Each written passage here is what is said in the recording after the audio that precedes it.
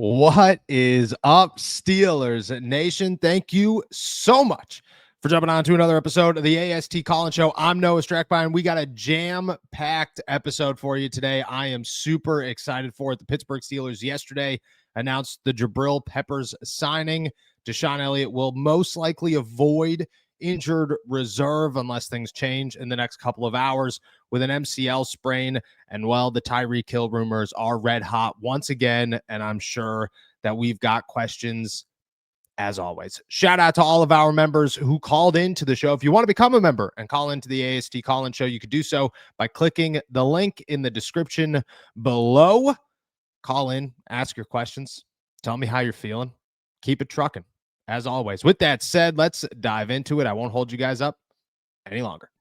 What's up, Noah? It's your boy, Enigma After Dark. Yes, sir. I have been away for a little bit dealing with some personal things and trying to get back acclimated with the shows, new times, and things of that nature. But that's not what I called to talk about. All right, I'm here for you. Didn't I tell you? Didn't I tell you I couldn't wait for the season to start so that Aaron Rodgers could prove all these naysayers, all these doubters, all these haters, all the way wrong. All the way freaking wrong. Aaron Rodgers can still ball. He can still play. He's still that guy. He's still a bad man. Yes, sir. And I'm loving it because he proved me right. Yes, sir. And today we get to open up the buffet of crow the media will be eating for the next week. A la carte. No biscuits, no sides, no Coke.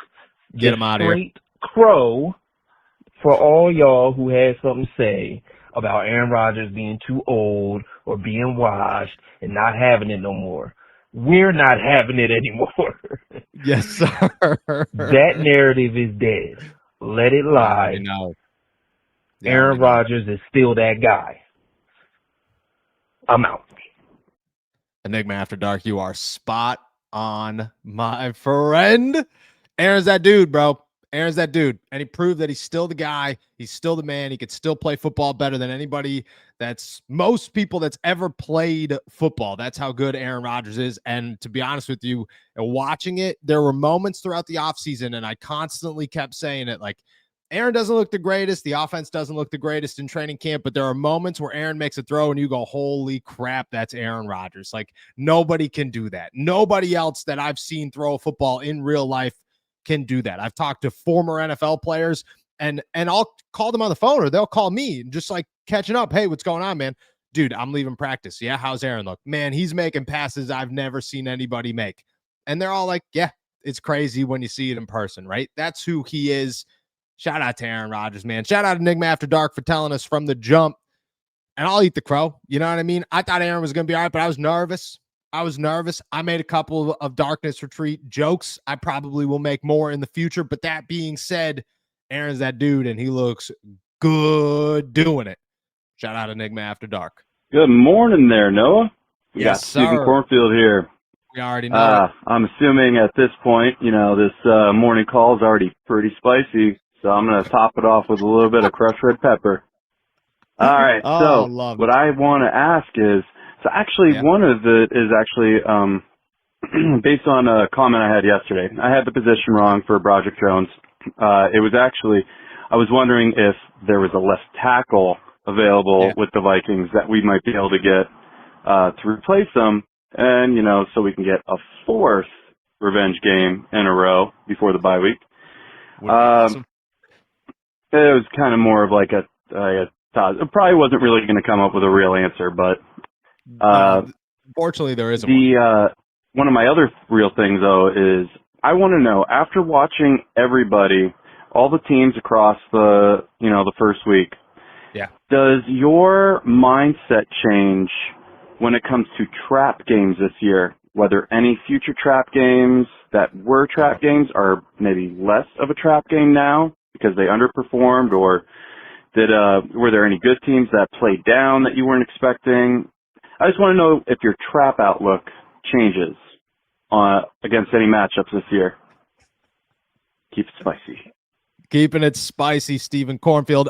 There actually isn't a left tackle in Minnesota either. When we looked, it's like all of them are on IR. It's crazy. I don't understand how they even suit guys week to week because everybody's injured over in Minnesota. But it would be so awesome to find a revenge game in week 4. I think the Steelers should just find a revenge game every single week.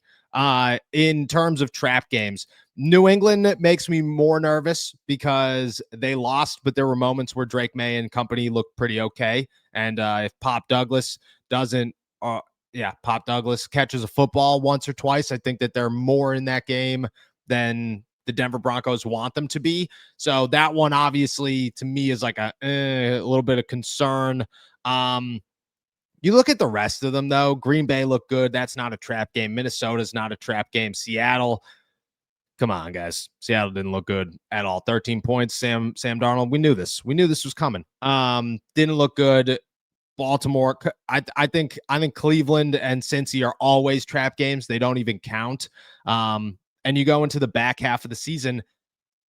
I think New England's the one that stands out to me as like it could happen. Like it could be the first of like that was the one. But what changes my mind here is not what I saw with other teams. It's what I saw with Aaron Rodgers. It's that I don't look at the Steelers right now as a team that if everybody else struggles, their quarterback doesn't give them a shot to win. You know, in recent years, you lose to the Arizona Cardinals and the Patriots in back-to-back weeks because nobody performs well and your offense can't do anything about it. Your defense comes out slow and you're just like, it's over. Defense came out atrocious in week 1, and Aaron Rodgers just said, look, I could do what we need to do. I could run a successful offense. I got more faith in Aaron Rodgers and Arthur Smith right now than I've had in anybody in a long time. And because of that, I think trap games are interesting. I'm not going to say they're gone. We have no idea, but I'm very interested to see if trap games are a real thing this year for the Steelers, because this isn't your old school, can't find an offense Steelers. This is, if everybody else starts slow, Aaron Rodgers could still play fast. And that's crazy to count on a 41-year-old quarterback. But again, he's a future Hall of Famer. He's one of the greatest to ever do it. Sometimes he just got it, and Aaron's just got it. So I would say New England's still the game to me that concerns me. But besides that, no, like I think honestly, the Steelers might be a trap game for Detroit after what I saw against Green Bay. I think that's more, I think the Steelers might be a trap game for Minnesota to be like, okay, here we go. Chicago would be the one that's like, Caleb looked good in week 1. Is that going to continue? But I think next week I'll have a better answer for you on that. I think Aaron gives you a shot to not have a trap game this season. I really, really, truly think that. I have a bone to pick, man. Whoa! Man, sorry. Coming out hot, Maddie. Why do we need another head case in Tyreek Hill? Is this some sort of sick joke? We got rid of George Pickens, and you saw him crash out on the Cowboys on Thursday night. We got rid of Deontay Johnson, and look what happened. Why do we need a 32-year-old wide receiver who hasn't done anything? I get it, it's the Dolphins. But we already have one wide receiver one. So much. It's going to be 1A, 1B. What happens to Calvin? What happens to Roman then? What happens to Johnny? What happens to Pat? That don't make no sense. Make it make sense. I don't disagree. Please make it make sense. Tyreek Hill is a basket case. Him and Aaron, I guarantee you, would be fighting all the time. For sure. Do we want that? No, we don't want that. No. Please tell me this is just some sick joke. It's not actually going to happen. And the man has allegations against him. Why? Why? True. No, thank you. It's true. Also, should I start Rodgers or Fields in my family fantasy football this week based on matchups? Fields plays the Bills and we play the Seahawks. Let me know. Oh, dude, it's Aaron all day. It's Aaron all day. The Bills defense is not going to have a performance like that again. I'm going Rodgers all day. At home, DK Metcalf game. I'm going Aaron. I'm going Aaron based on matchup. You're not wrong. Look at the one glimpse of hope in the Tyreek Hill situation is that Mike Florio is the one that reported it. And that you could trust like a fifth of what Mike Florio reports as being real. So there's hope that this is just nonsense. There's a lot of hope that this is just nonsense. Is it going to be the case? Who knows? But there is definitely hope that this is just nonsense. Tyreek Hill comes with so much baggage, more than any baggage out there. I don't think he's a positive move for the Pittsburgh Steelers. I loved what I saw in Calvin Austin. I don't know if Omar Khan's sitting around going, I'm going to just call and see what happens. And if he is, man, he's going to call and it's going to happen and it's going to stink. But strategically, it makes a lot of sense. Everything else, it's the Deontay Johnson thing. Like, you can't let him talk to the media. You can't let him be on camera. You can't let him be on the sideline. You can't let him talk to your other teammates or other players. You can't let him be on the field when you lose. You can't let him be in the locker room when you lose. You can't let him go home. Like, there's just so much going on here. It's a bad move. It's a bad, bad move. But Omar is aggressive, man, and we'll see what happens. Florio reporting it means that there's like a 1 in 7 shot that it actually happens. So odds are Tyreek staying in Miami and the Pittsburgh Steelers are rocking with Calvin Austin. And hopefully that remains more in the Steelers' favor than not on these odds. What is up, Noah? What is up, Jacob? Yes, sir. Here. Yes, sir. Back again. Shout out to the AST Nation and the Picnic Pack. Hope y'all are doing great. Boom. Hey, man, with this Jabril Peppers signing, it's clear that the Steelers can show urgency when it comes down to injuries and getting players on the roster. Yeah. What is with the left tackle position? What is going on? Roderick Jones cannot hang. He is not in here. He's not in the NFL for a very long time if he's going to keep playing like this. I promise you. You. You're not There's wrong. 32 teams. There's got to be a backup somewhere that can outplay Roderick Jones. Yeah.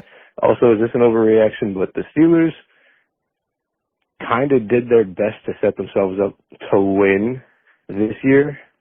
Okay. But it's more so a setup for next year, I feel, after the draft. I feel like next year is going to be the better year for sure. Whoa. All right. Y'all take care. Be safe. Nothing behind it. No explaining whatsoever. All right. I think that might be an overreaction. The Steelers are in a really good spot, but they're built to win right now, man. They're built to win right now. You got everybody that you need to be in a second or a third year here. You got guys that are on 1-year deals, and then you got Aaron freaking Rodgers as your quarterback who keeps you in a Super Bowl window even when your defense gives up 32 points. I think I think you're on the wrong side of the overreaction there. I think that is an overreaction. Broderick, you're not wrong. You're spot on with all of this. I don't know where it goes. The Steelers' sense of urgency to replace everybody else is there to replace Broderick. It's just it's the politics side of things. This is a first-round pick who's got talent. We just have to give him a shot. That shot's only going to last a couple of weeks. I could see by the end of October, Broderick not being the starting left tackle for the Pittsburgh Steelers. I think that's going to happen at some point. They're not going to let this thing go forever. If he looks bad and continues to look bad, at some point they're going to look to replace him. Week 1 isn't going to be that time. Week 2 isn't going to be that time. Week 4 could be the beginning of that time. They come back from Dublin. He still looks bad. I could see the Pittsburgh Steelers starting to look in a different direction. But for right now, they got it. It's too early for them to jump ship. For us, we could see the writing on the wall. They're trying to avoid that writing on the wall. They're trying to ignore it, but it's going to get there. It's going to be too strong. I could see by the end of week 4, the Steelers actually looking to replace him. But right now, it's just a little bit too much for the Steelers. Hey, what's up? Eli here. Hey, so yes, I've got a sir. couple ideas I want to run by you. One for the podcast, I'm all about them. And one for kind of the NFL in general. So, okay. First of all, it's Sunday when I'm calling, about 15 minutes before the game, and I think that we need some sort of way to like a watch-along party or a Discord server or even like a private Facebook group. We need some way to all be able to talk to each other while the games are going awesome. on. That'd be because cool. I'm sure there are a lot of people in the picnic pack like me who don't actually have that many people in their actual life to talk to about Steelers football. And instead of yelling at their TV, all their hot takes while their wife rolls their eyes, we could all, get on Discord or on the Facebook group or whatever and yell at each other there. So just an idea there for the podcast. Definitely look and then into I wanted it to talk about this idea I had for the league in general. Okay. So I think that they need to have on a roster, like let's say the number's arbitrary, but let's go with 6 designated special team spots, the way they would like almost like the practice squad that wouldn't count against the 53-man roster. So like for us, it would be, Waitman, Boswell, long snapper, can't remember his name, but then like James Pierre could take one of those spots. Oh, I feel terrible that I can't think of his name. Our punt blocking specialist, the safety, Miles Killebrew. Miles Killebrew. And then the third one could be, I don't know, Carson Bruner or something. But we have these guys on our roster, and I'm sure it happens across the league, who are absolute dog shit, let's be real, at their actual position, but are great. Don't hold back, Eli. And those make the team worse overall because it takes away from depth at that position. Yes and no. But you still want to have them around for special teams. So this would allow the league to be deeper, the teams to be better, and those special team slots, like, they would be only special teams. Like, the only way they would be allowed to play at their position would be if, like, somehow we injured 4 corners in a game, we didn't have anyone left, then James Pierre would be allowed to go in. But if you're a special team in this hypothetical special team slot, you can't play on any other plays other than kickoffs, punts, field goals.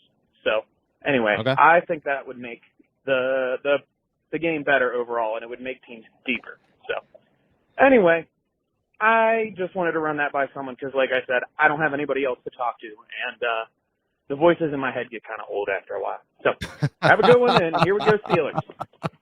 Oh, Eli, I feel you so much, brother. I will look into a situation like that. I always have that on my mind. It's just tough, but again, my mind's always going with ideas. So, we'll try to figure some things out. When it comes to the league, I don't mind that idea. I think it opens it up. I think the players union would be into it. You look at it and say guys have a better shot to make the roster. The Sebastian Castros of the world would be on teams, but then you'd have decisions to make, like Ben Skoranek. What does he count towards? Because you don't want him to just be a special teamer, but he's a special teamer. He's that guy. And you have other positions like Carson Bruner. Like, would you consider him? But like, what if Malik Harrison goes down and now you need him as an inside linebacker, but Mark Robb's not a better inside linebacker? Would you have kept him? I think it opens a can of worms that gets a little bit tricky. So it's not a perfect science, unfortunately, but I think it would open the door. I think if you had 3 guys outside of your punter, kicker, and long snapper, I think those guys have to count towards the 53. Like, you have to, those are positions. You have to play those positions. But I could see 3 guys, the Miles Killebrews, that really like might be it, the James Pierres, I guess. But like, what if you need James out there? What if everybody goes down and you need James out there? You're not going to keep somebody else, Daryl Porter, I guess. What if Daryl Porter stinks in a game and you got to make that change? I think it's a tough science to dive into, to be honest with you, to try to figure that out. I like the idea. I'm definitely open to it. I don't know if it could work, but I'm definitely open to it. I think we'd have to find the exact number, and then you'd have to talk to guys to be like, hey, who would you put on this that would never be allowed to play another position? And I think that would get really interesting. It would be a really interesting conversation to have with like an NFL coach or a GM or somebody like that. What is up, Noah and Jacob? Yes, sir. Oh, salad talk. I'm just curious on a couple of things, and I don't want to sound like I'm just busting on any player, because that's not what I do, but the facts are the facts. Roderick Jones is not technically sound. He's had 3 years to work on this. I think after this game, if he struggles again and gets Aaron Rodgers killed again, try someone else. Spencer Anderson. I mean, put Mount Washington in there. He could move his feet.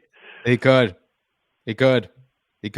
for sure. Anyways, Rodgers is never going to make it through a season with Roderick Jones being this bad. I agree. This will be our downfall. Trust me. Okay. I like it. Shout out Papaya Salad, man. Shout out Papaya Salad. He plays merry-go-round. Oh, he's still going. And after, he spun a couple of times, then he tries to tag the guy that he's supposed to be blocking. And he's standing straight up as who he's blocking is making the sack. I just don't understand if he is an NFL offensive lineman or if he's not. Just watch the tape. His footwork is awful. He crosses his legs sometimes. Yeah. And that is like a no-no. I'm 6'5", 280. And brother, you're ginormous. And I know not to cross my legs when I'm run blocking or if I'm pass blocking. You cross your legs, you're done. Yeah. I mean, they could tip you over. He just has horrible technique. He doesn't fire his hands. He doesn't punch. He doesn't do anything. I don't even know what he's doing. He's playing merry-go-round out there. He's just running in circles and chasing his man. He needs to really improve, and I give him one more game, and that's it. And try Spencer Anderson, somebody else. I don't care. Put Mount Washington there, who's never played there. Yeah. At least that guy's athletic enough not to cross his feet, and he will actually get pissed off and punch people. So, I don't know. Broderick Jones doesn't seem like it's our solution at left tackle. Papaya Salad out. First off, I almost cut you off there because of the gap. And I would have never known that you are a ginormous human being. So I'm very thankful that I did not do that. My gosh, man. I'm 5'8", 185 pounds on a good day. It's massive, man. A massive man. Broderick Jones, I think he gets 4 games. His footwork is terrible. His handwork is terrible. For a guy who's fast, he's not fast. Like, there's just nothing that's going right now. And maybe that'll change, but there's a good shot it's not gonna. I think it's 4 games. I think in 4 games, that's what you give Broderick Jones to say he can no longer play this position. You got to try somebody else there. And that's the Steelers. I think the Steelers give him 4 games. I'd give him another game. I'm with you. I would already be on the phone calling people. I think the Steelers are going to give him 4 games, and then I think they're going to make a move there. Hey, what's up, Noah? I was wondering... What's up? Do you think that teams will watch the game film from the Ravens and Jets game and just ideally scheme the same way that both of those teams did in order to run right past our defense? I mean, that's like the defense's kryptonite, and it's worked for 2 games with 2 different teams. Maybe teams are figuring out how to get through Pittsburgh's defense. And I hear they saying that, well, we don't play another quarterback like this again for a while, but pretty much every quarterback we play this year can run the QB option. Exactly. Like, I looked at it. There's it's like even Joe Burrow could do it. He's the only person that really can't do it is good old Joe Flacco, baby. Oh, man, I can't think of his name off the top of my head right now. Good old Joey Flack. Joe Flacco. Other than that, I mean, almost every team we play can do that. And if every team decides to do that, it's going to be a big problem for us if they can't figure out how to stop it. Because it's just going to continue all year because we play a lot of good quarterbacks this year. Justin Herbert, who just had that good game where he ran all game. And, the Packers quarterback, I can't think of his name off the top of my almost all of them. If you look at the games, almost all the quarterbacks can do the QE option and just run. So hopefully they figure that out, because if not, it is going to be a long year for the defense. You're not wrong. You're not wrong at all. I believe you keep a truck in here in a moment. Hey, what's going on, man? He's Sorry, back. calling again. I probably shouldn't have called this many times, but I wanted to call him more. Man, the special teams, other than the fumble recovery, you know, the Kenneth Gainwell fumble and the Veronic pickup, weird. They didn't do the defense no justice either, because the Jets pretty much got the ball on the 50-yard line every time we kicked off or punted, you know. So the special teams was pretty bad in general. I got a different opinion on this one. I would love someone to see how many yards the Jets return the ball for every time, because I bet you it was a lot. Thanks. All right, let's start with the Baltimore Jets stuff. You're right. You're spot on. They are going to look at those games. They are going to be able to run. It's Keanu Benton. He can't play nose tackle. At some point, the Steelers got to figure out and just give it to the man and say, play defensive tackle. That's your actual position. You're not a nose. You're not a run stuffer. You've struggled at both of these things your entire career. You struggled at both of these things in college. You have to play him at his right position and see if it works. He's a second-round pick with a ton of upside. Ton of upside. This kid's good. He's got a lot of talent. They're just utilizing him in the wrong way. And he's going to hit a point where he becomes the next Broderick if they don't change him up. They don't give him an opportunity. That's where I think the biggest hole is. I don't think it's Isaiah Loudermilk. I don't think it's Cam Hayward. I think it's Keanu Benton getting beat every single time in the middle and not being able to clog it. And you have Y.E. Black. You have big Cam Hayward. Like, put guys out there that can actually play that position, and I bet you it changes some things.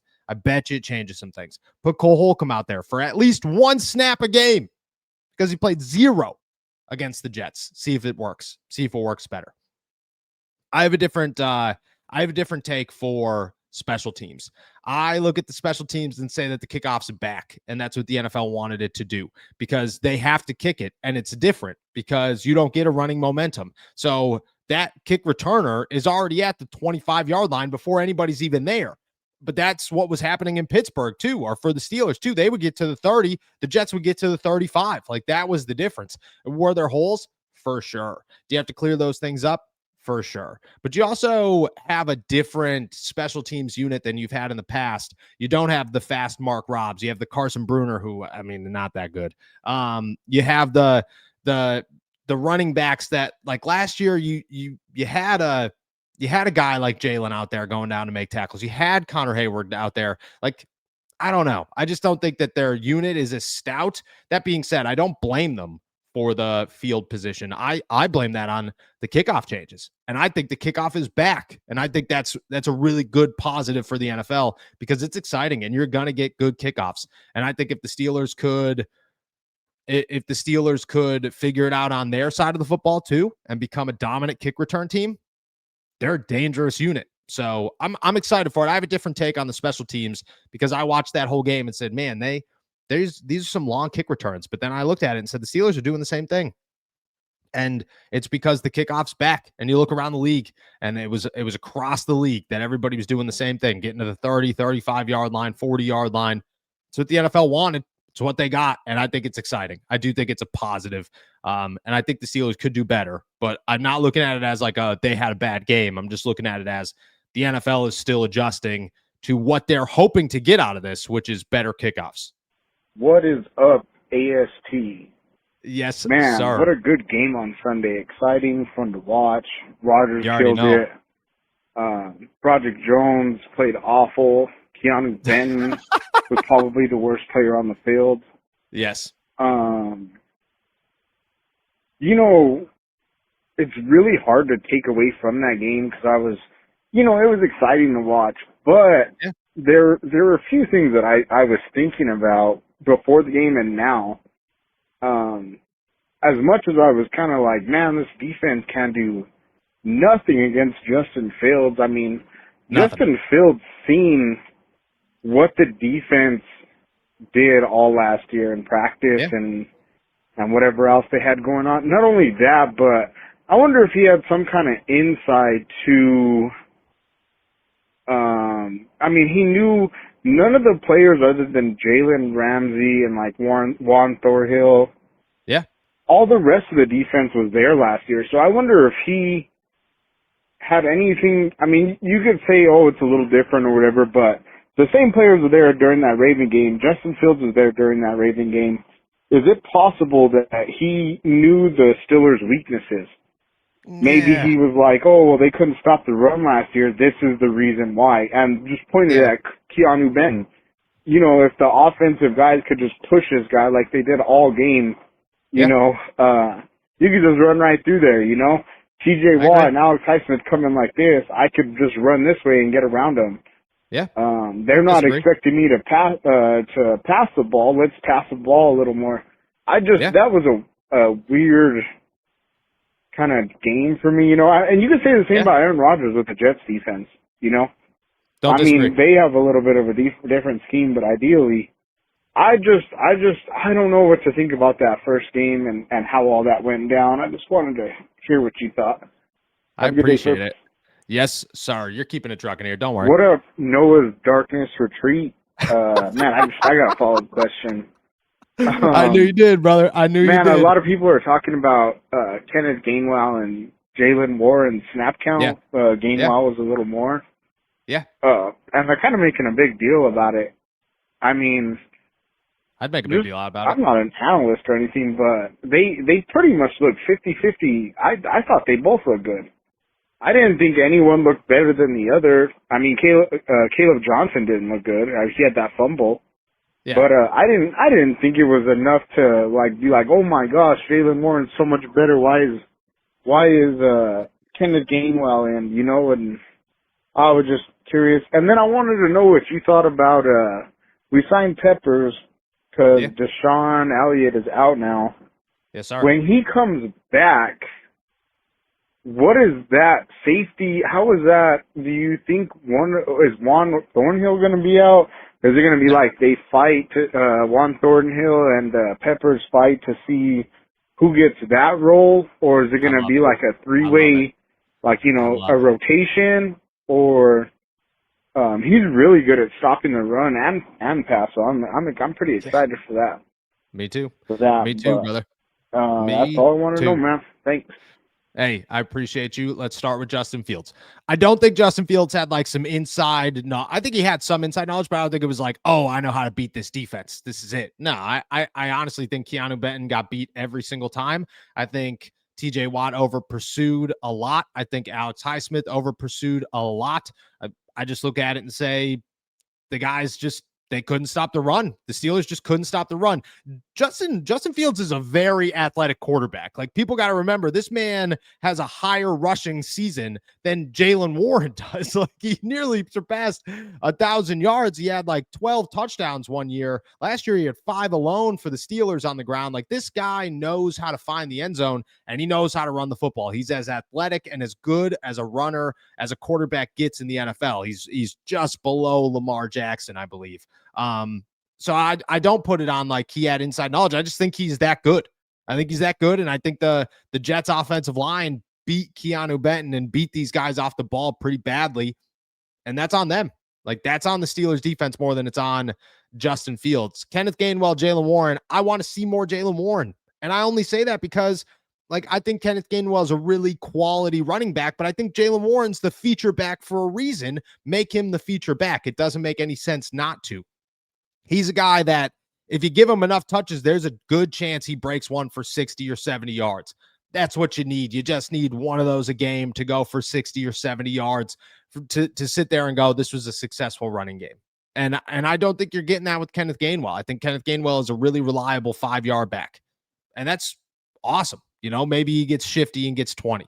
I think Jalen Warren is a explosive runner who could be more explosive if you give him opportunities. He didn't get those opportunities. So I sit here saying I like the 50-50 split, but instead of 55-45 Kenneth, go 55-45 Jalen Warren. And I also expect Caleb Johnson to start working his way in here, but he didn't look good, but he hasn't looked good all summer. There hasn't been a moment of Caleb Johnson looking like a stud at all against the third string Carolina Panthers defense. I guess that's when he was like, oh, okay, maybe Caleb Johnson's here. No, I look at him to be a work in progress, an exciting work in progress, but a work in progress as we move forward. But I think I'd go the other way instead of Kenneth as the lead, Jalen as the back. That's how I would switch it up moving forward. All right. With that said, guys, I'm heading out of here. This is not all of the calls, and I'm very excited to share that we were just so jam-packed this week with calls that we got to split it up. So there will be another AST call-in show dropping tomorrow that I'm super excited. And if we are overloaded with calls again, maybe we'll have to go Friday. But for right now, I'm super pumped for it. I'm super pumped to continue to bring you guys these shows. Shout out to all our members who called in. If you want to become a member and call in, you could do so by clicking the link in the description below or going to our YouTube channel, youtube.com/allsteelerstalk. Make sure to subscribe to us anywhere you get your podcast and check out all of our work and my work at si.com/NFL/Steelers. With that said, enjoy another beautiful day in the Berg.